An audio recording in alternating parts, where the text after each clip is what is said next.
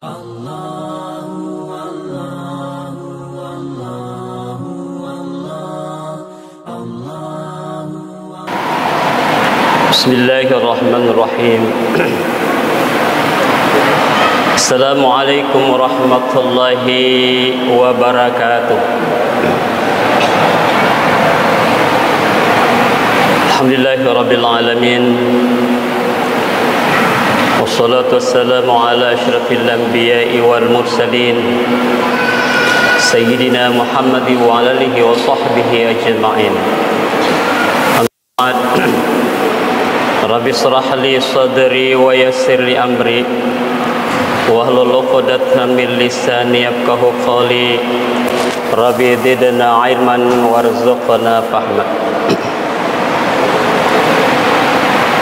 Jemaah tarawih yang dimuliakan oleh Allah Subhanahu wa taala.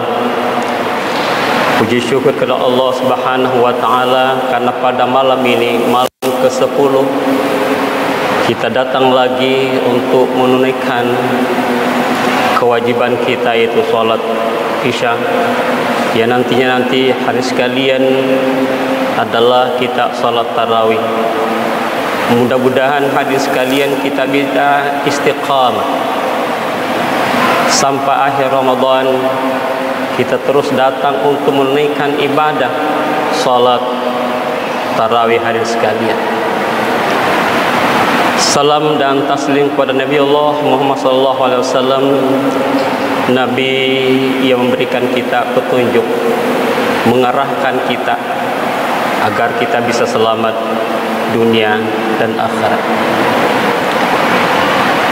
Jamaah tarawih yang dimuliakan oleh Allah Subhanahu wa taala. Kita hidup di dunia ini hadirin sekalian, kita keluar dari perut ibu, tidak kita punya ilmu pengetahuan. Allahu akhrajakum min butuni ummahatikum la ta'lamuna syai'an. Allah yang mengeluarkan kita dari perut ibu, la ta'lamuna syai'a, kita tidak memiliki apapun, tidak memiliki ilmu pengetahuan. Makanya hadirin sekalian, karena kita tidak memiliki ilmu pengetahuan, maka perlu diisi. Seandainya dia wadah hadirin sekalian diisi, otak kita ini perlu diisi ilmu pengetahuan. Hadirin sekalian, sumber ilmu pengetahuan banyak sekali. Sekarang ada namanya sudah media sosial, YouTube, Google, sudah gampang itu ilmu pengetahuan. Media cetak hadirin sekalian, buku, artikel-artikel lain itu adalah butuh dibaca supaya ada ilmu pengetahuan hadirin sekalian. Media elektronik, televisi, radio dan sebagainya, itu semuanya adalah sumber ilmu pengetahuan. Makanya hadirin sekalian, talabul ilmi fardhatun ala kulli muslimin wa muslimatin. Menuntut ilmu itu hadirin sekalian adalah wajib, fardu bagi setiap muslim laki-laki dan muslim perempuan. Tuntutlah ilmu mulai dari ayunan sampai liang lahat, sampai kita tinggalkan dunia ini, tidak ada habisnya hadirin sekalian. Mulai dari sejak kita lahir, dididik, menimba ilmu pengetahuan sampai kita besar, sampai akhir hari sekalian kita tinggalkan dunia ini, tidak ada hentinya. Makanya Imam Ghazali mengatakan, semakin banyak saya belajar, semakin saya membaca, semakin saya bodoh. Semakin banyak yang saya tidak ketahui. Begitu luasnya ilmu pengetahuan hadirin sekalian yang dimuliakan oleh Allah Subhanahu wa taala. Jamaah tarawih yang dimuliakan oleh Allah Subhanahu wa taala. Man salaka tariqan yaltabisu fihi ilman sahallahu tariqal jannah. Barang siapa yang berjalan menuntut ilmu pengetahuan, mencari ilmu pengetahuan, Apakah dia mendengarkan ceramah, menghadiri pengajian, pergi sekolah, kuliah dan sebagainya? Bagaimana itu hadirin sekalian? Sahallahu tarikal jannah. Akan memudahkan kita untuk masuk ke jalan Allah, ke dalam surganya Allah Subhanahu wa taala. Begitu hebatnya hadirin sekalian ilmu pengetahuan, dimudahkan kita. Maka suatu kebahagiaan jikalau kita sudah mendapatkan surganya Allah Subhanahu wa taala, tidak ada lagi kebahagiaan di atasnya itu. Jemaah tarawih yang dimuliakan oleh Allah Subhanahu wa taala, olehnya itu pengetahuan hadirin sekalian harus merujuk kepada ulama, karena beliaulah yang lebih paham ilmu pengetahuan. Al ulama'u warasatul anbiya. Ulama itu adalah pewaris para nabi. Ulama itu bisa memahami Al-Quran, bisa memahami hadis. Itu ulama hadirin sekalian. Dia dalam ilmu pengetahuannya. Kita tidak boleh menafsirkan Al-Quran dengan pendapat sendiri. Nabi mengatakan, "Mempasal Quran birahi karena naru aula bihi." Barang siapa yang menafsirkan Al-Quran, menjelaskan Al-Quran dengan pendapatnya sendiri, tidak ada ilmu pengetahuan hadirin sekalian, karena naru aula bihi, hendaklah dia mempersiapkan dirinya di dalam api neraka. Kalau dalam fikih hadirin sekalian, berikan mereka kepercayaan kepada para ahli kita, kepada imam-imam kita, Imam Syafi'i, Imam Maliki, Hanafi, Hambali. Berikan mereka lebih ahli dalam ilmu pengetahuan, dan disitulah kita bisa merujuk dari semua hukum-hukum Islam hadirin sekalian, karena dia lebih paham. Dia memahami hadis, memahami Al-Quran, sehingga dia mampu memahami itu, baru dia keluarkan hukum. Begitu juga tafsir hadirin sekalian. Tafsir kita berikan kepada mereka yang mampu. Kita hanya tinggal menerima saja. Tafsir Al-Kasyaf, tafsirnya Az-Zumahzari, Ibnu Katsir, tafsir Jalalain, kita merujuk kepada situ. Karena kapan kita tidak merujuk kepada situ hadirin sekalian, jangan sampai kita gagal dalam memahami Al-Quran itu sendiri. Kalau kita memahami sekalian tentang ayat itu dengan tekstual saja, khawatir kita gagal, salah paham dalam menafsirkan. Kenapa hadirin sekalian? Dalam menafsirkan ayat itu sendiri perlu ilmu pengetahuan yang dalam. Harus menguasai ilmu usuluddin, ilmu-ilmu agama. Harus kuasai ilmu bahasa Arab, qawaid, balaghah, ilmu bayan, ilmu ma'ani. Harus kuasai semua itu baru bisa hadirin sekalian. Berapa cabang ilmu pengetahuan? Harus kuasai dulu usul fikih, baru bisa. Ilmu Al-Quran, ilmu hadis, barulah mereka bisa menafsirkan Al-Quran. Jikalau tidak hadirin sekalian, jangan sampai kita gagal memahami Al-Quran dengan pendapat sendiri.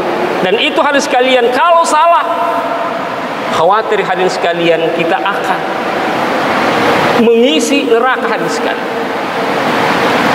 Jemaah tarawih yang dimuliakan oleh Allah Subhanahu wa taala. Kenapa terjadi hadirin sekalian bom bunuh diri? Apa yang digunakan itu ayat juga, yang digunakan hadis, dalilnya ada. Tapi kenapa dia gunakan itu? Dia salah paham. Dia tidak mengerti, karena kemampuan untuk menafsirkan ayat sendiri dia tidak memiliki, hanya pendapatnya sendiri, gagal, salah paham dengan ayat Allah. Saya paham dengan hadis Rasulullah SAW hadirin sekalian, padahal dalilnya dari Al-Quran juga. Jemaah tarawih yang dimuliakan oleh Allah Subhanahu wa taala.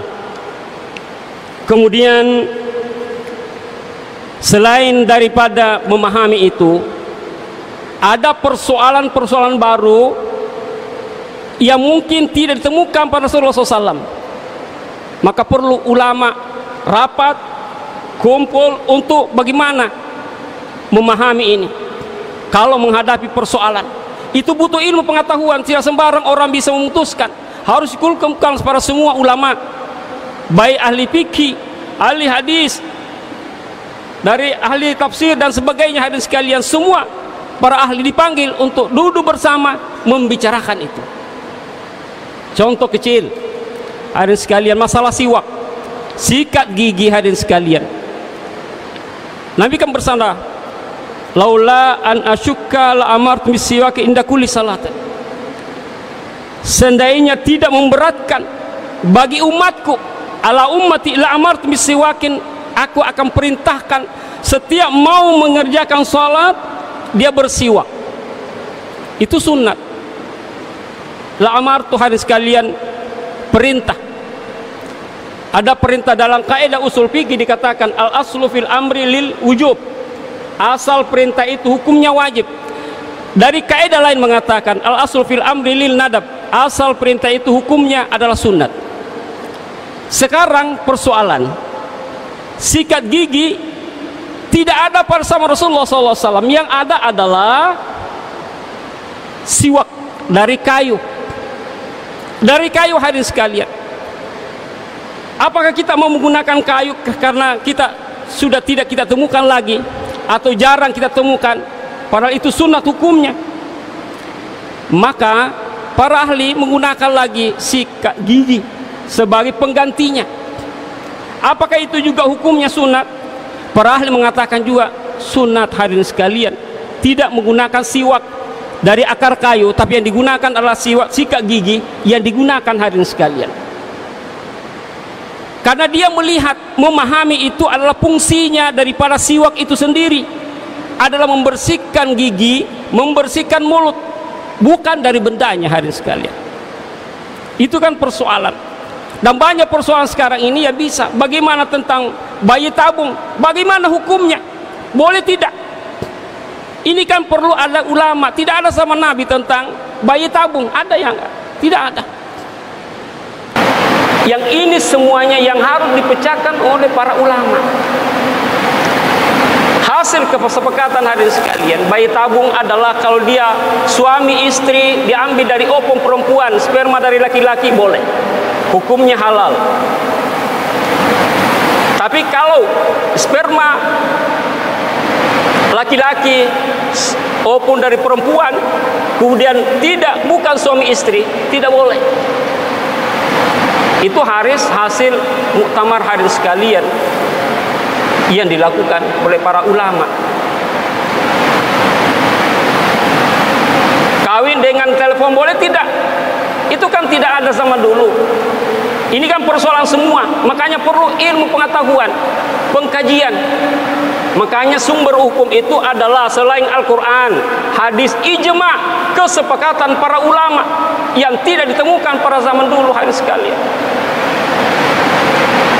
Hadis tentang bagaimana, hadirin sekalian, tentang di atas pakaian, di atas mata kaki dan di bawah mata kaki. Nabi mengatakan kalau berpakaian di bawah mata kaki itu pakaian adalah suatu kesombongan, tidak bisa dilakukan. Karena ada orang yang berpakaiannya mewah sekali dan di bawah mata kaki dia punya pakaian. Tapi hadirin sekalian, Abu Bakar bertanya kepada Rasulullah SAW, ya Rasulullah, bagaimana saya ini? Saya punya pakaian di bawah mata kaki, tapi saya tidak sombong ya Rasulullah, boleh tidak? Nabi mengatakan boleh. Yang penting tidak sombong. Berarti hanya sombongnya saja itu dinilai, hadirin sekalian. Kalau kau berpakaian lalu kamu di bawah mata kaki lalu kamu sombong, itu tidak boleh. Tapi kalau berpakaian di bawah mata kaki tapi tidak sombong, tidak masalah.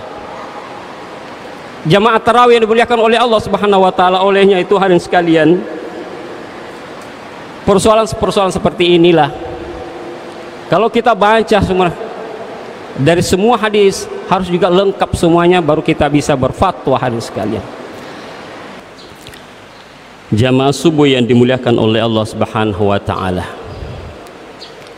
Man shalla subha fi jama'atin faka'anna shalla atau qama nisful lail.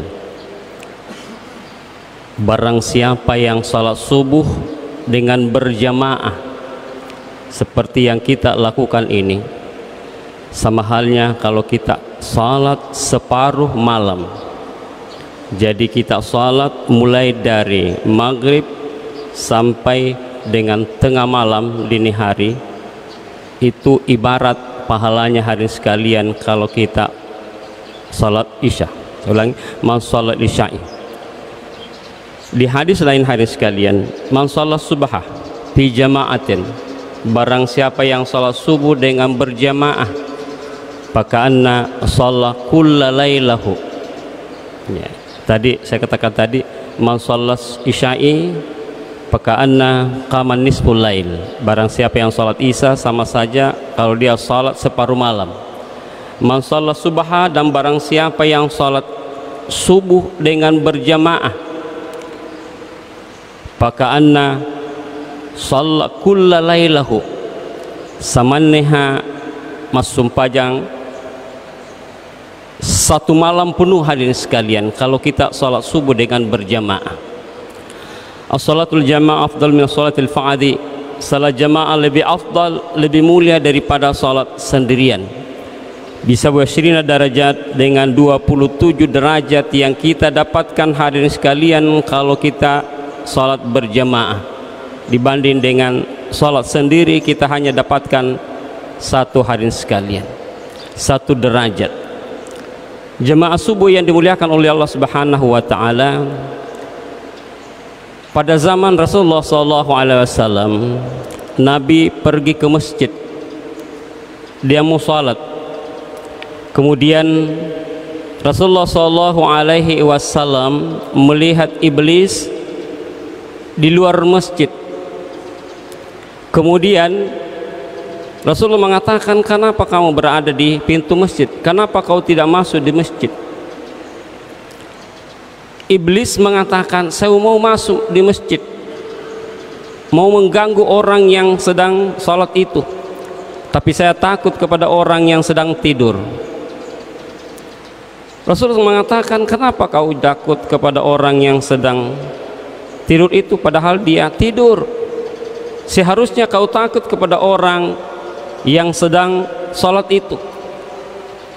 Iblis menjawab, yang sedang salat itu adalah orang dungu, orang yang kurang ilmunya, tidak punya ilmu.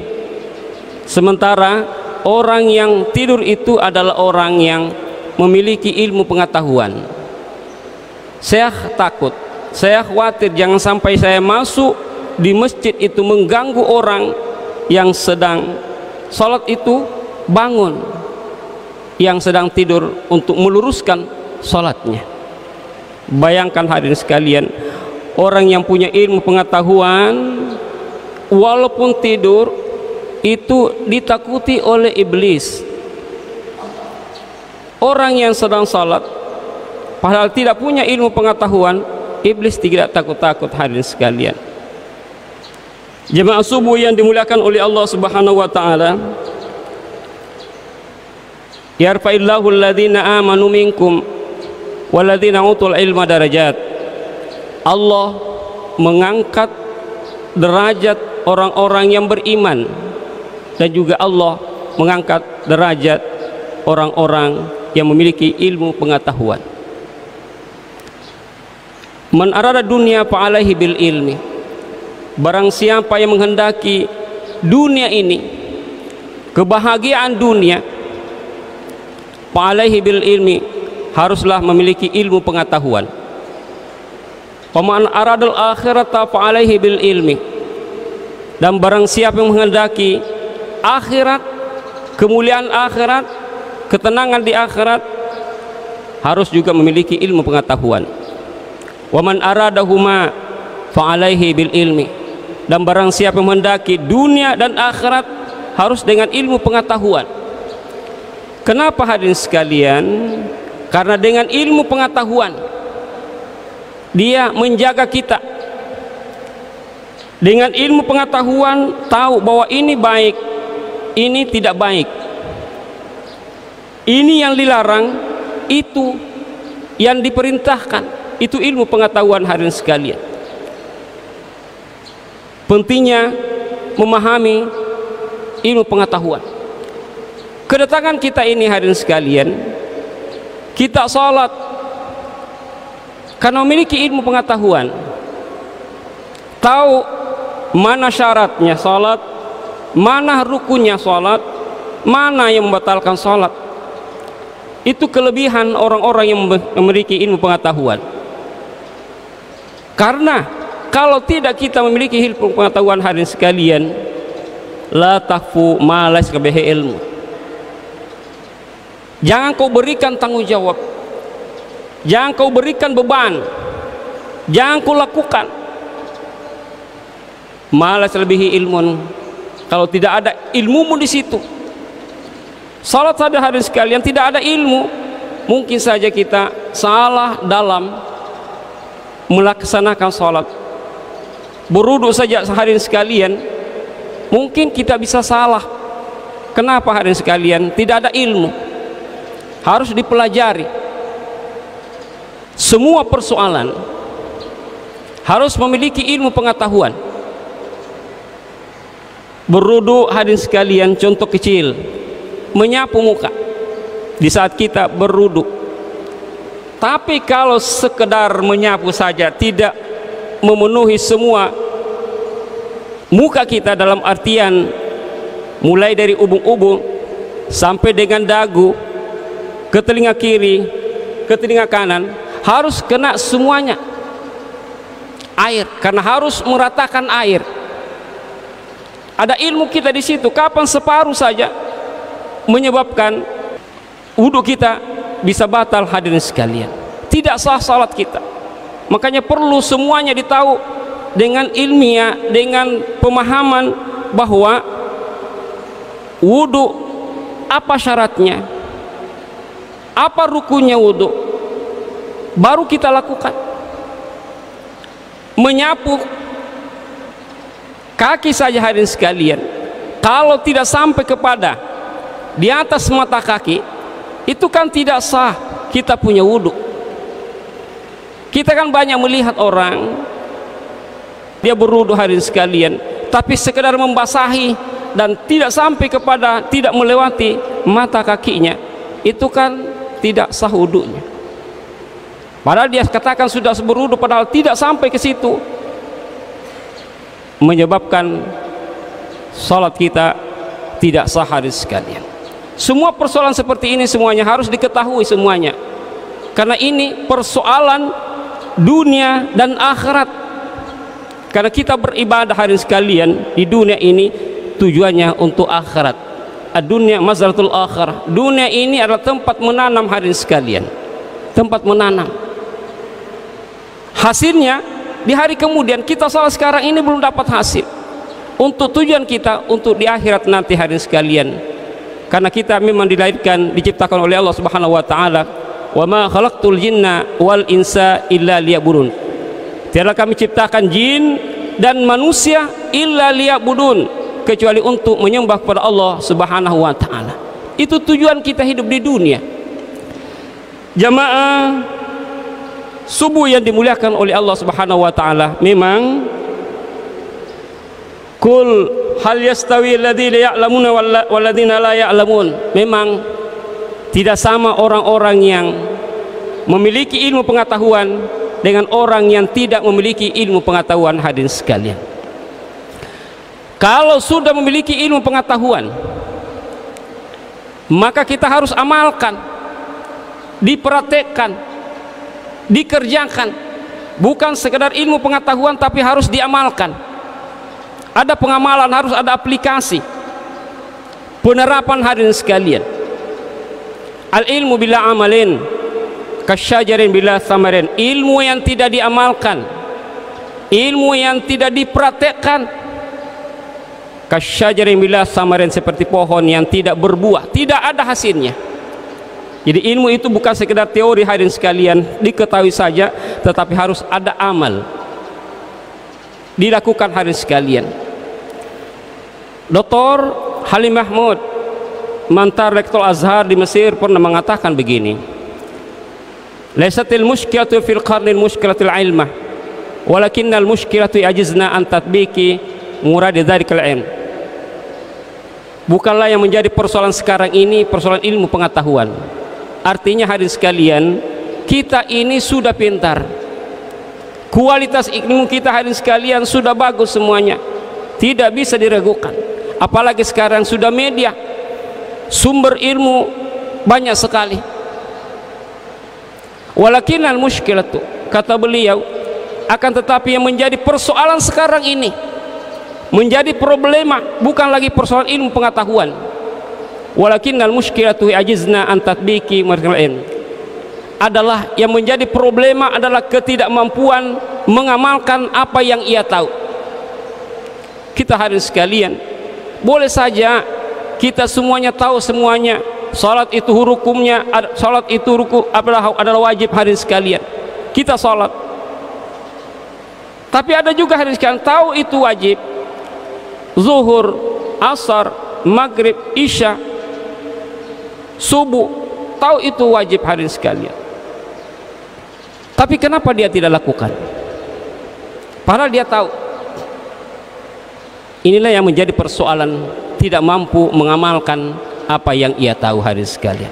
Artinya perlu amal, perlu praktek, seperti halnya yang kita lakukan pada subuh ini. Kita amalkan, tahu bahwa salat subuh, salat berjamaah lebih afdal hadirin sekalian, kita praktikkan, lebih mulia, kita kerjakan hadirin sekalian. Karena ada ilmu, kita lakukan. Bukan saja itu hadirin sekalian, jadi sudah ada ilmu, amal, kemudian yang ketiga adalah dilakukan dengan penuh keikhlasan. Karena nanti hadirin sekalian, ibadah yang kita lakukan ini harus dengan ikhlas. Bukan saja kita sudah laksanakan, kita kan tidak tahu kedatangan kita ini macam-macam. Ada mungkin datang rekreasi, ada datang betul-betul untuk sholat subuh, untuk mengabdi kepada Allah Subhanahu wa ta'ala. Makanya harus dilakukan dengan penuh keikhlasan. Ikhlas dengan tidak ikhlas, lillahi ta'ala dengan bukan lillahi ta'ala, yang tahu kita adalah Allah dengan kita hadirin sekalian. Yang tahu itu adalah Allah dengan kita. Saya pergi ke masjid ini lillahi ta'ala, saya pergi ke masjid ini karena saya mahanya daripada tinggal di rumah dan sebagainya. Yang tahu kita hadirin sekalian. Makanya kalau mau dinilai ibadah kita punya, salat hadirin sekalian dipenuhi dengan, harus dengan ikhlas hadirin sekalian. Allah Subhanahu wa ta'ala berfirman, wa ma umiru illa liya'budullaha mukhlishina lahuddin. Tidak kami perintahkan kecuali untuk menyembah kepada Allah Subhanahu wa ta'ala dengan penuh keikhlasan. Harus dengan ikhlas hadirin sekalian. Kita datang di sini tulus lillahi ta'ala, bukan karena takut kepada siapa-siapa, bukan karena siapa-siapa hadirin sekalian, tapi kita lakukan lillahi ta'ala karena Allah Subhanahu wa ta'ala. Intinya hadirin sekalian, bahwa ilmu itu bisa membawa kita kepada kebaikan dunia dan akhirat. Karena hadirin sekalian, pengetahuan yang kita miliki kita bisa laksanakan, kita bisa amalkan, kemudian dilakukan dengan ikhlas hadirin sekalian. Saya kira ini yang saya sampaikan hadirin sekalian. Mudah-mudahan ini ada manfaatnya dan juga kepada diri pribadi saya. Mari kita menutup ceramah ini dengan sama-sama membaca doa. Saya membaca doa hadirin sekalian, jemaah yang mengaminkan. Bismillahirrahmanirrahim. Qala Allah Ta'ala, ud'uni astajib lakum. Allahumma shalli ala sayyidina Muhammad wa ala sayyidina Muhammad. Allahumma ighfir lana wa liwalidayya warhamhuma kama rabbayana shaghira. Allahumma inna nas'aluka salamatan fid din وعافية في الجسد وزيادة في العلم وبركة في رزقه وتوبة قبل الموت ورحمة عند الموت ومغفرة بعد الموت. اللهم حون علينا في سكرات الموت والنجاة من النار والعفو عند الحساب. اللهم اجعلنا شكورا واجعلنا صبورا واجعلنا من عبادك الصالحين. اللهم إنا نسألك الهدى والتقى والعفاف والغنى. اللهم ربنا آتنا في الدنيا حسنة وفي الآخرة حسنة وقنا عذاب النار. سبحان ربك رب العزة عما يصفون والسلام على المرسلين والحمد لله رب العالمين. الفاتحة.